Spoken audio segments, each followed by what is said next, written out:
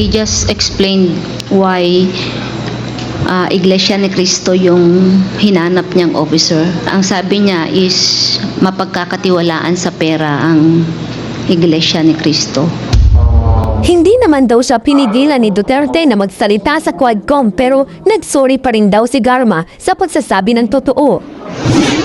Matatandaan sa affidavit ni Garma sa dating NAPOLCOM Commissioner Edelberto Leonardo ang tinuro niyang in charge sa job war ni Duterte. Sa umpisa ng hearing kahapon, itinanggi pa niya na may reward system sa job war. Pero pagsapit ng hating gabi, dito na bumaliktad si Leonardo.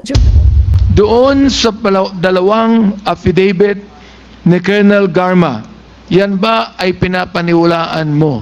Yes or no? Yes, Mr. Chair. Okay. Naniniwala ka ba na merong reward system? Yes or no? May narinig ako, yes, Mr. Chair. Man ng Quadcom? Correct.